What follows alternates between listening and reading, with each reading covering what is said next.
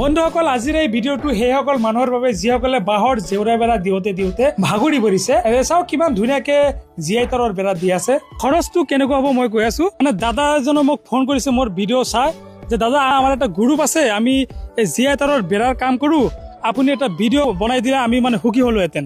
যিটো সঁচা কথা সেইটোৱে এডভাৰটাইজ কৰি আছো মই। মানে কিমান মজবুত হ'ব, কিমান দাম সব মই আপোনালোকক জনাই আছো। আপোনালোকে ভিডিঅ'টো সম্পূৰ্ণ চাই থাকক। চাওক মানে ইটেৰে ৱাল কৰিলেও বহুত খৰচ হয়, আৰু বাঁহেদি যদি আপোনালোকে বাঁহৰ বেৰা দিয়ে তথাপি কিন্তু বহুত খৰচ হয়।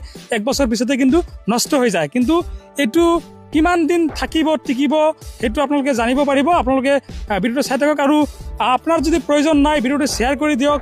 হয়তো যিসকলৰ প্ৰয়োজন আছে তেওঁলোকে ভিডিঅ'টো চাই তেওঁলোকৰ মানে প্ৰয়োজনটো মানে হেৰি কৰিব পাৰিব। তো ঠিক আছে, মই এতিয়া দাদা এজনৰ লগত কথা পাতিম। দাদা, এই যে বেৰাটো দি আছে, মই প্ৰথমতে কৈ আছো বেৰাটোৰ লাষ্টিং কেনেকুৱা হ'ব? লাষ্টিং হ'ব 30-35 বছৰ লাষ্টিং হ'ব। 30-35 বছৰ লাষ্টিং হ'ব। এইটোত জং নাহে, জং নধৰে? নাই, নধৰে। জীয়াই তাৰ ন? জীয়াই তাৰ হয়। আচ্ছা, আৰু এই খুঁটি যে আছে, খুঁটিত কেইটাকে ৰড আছে ভিতৰত? খুঁটিত ৰড আছে 3টা, 2টাও আছে, 2টা কোৱালিটি আছে। এটা আছে 3টা, এটা আছে 2টা। আচ্ছা আচ্ছা, এইটো 7 ফুট কটা হয়, 2 ফুট খুঁটি দিছো, 5 ফুট ওপৰত আছে। হয় হয়।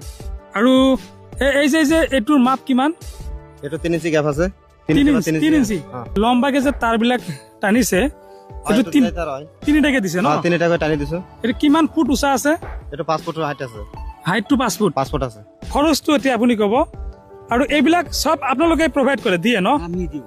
এইবিলাক আপোনালোকে নিজে মানে লৈ আহে? আমি সব এইবিলাক মই নিজে লৈ আহো। মানে সব অলরেডি যি আছে হয় সব আমার ঘৰৰ পৰা লৈ আহো। হয়। যদি কাৰোবাৰ দৰকাৰ পৰে আমাক এই ফোন নম্বৰ দি আছে মোবাইলত, ফোন কৰি আমাক জনালে আমি ঘৰে ঘৰে আহি লগাই দিম।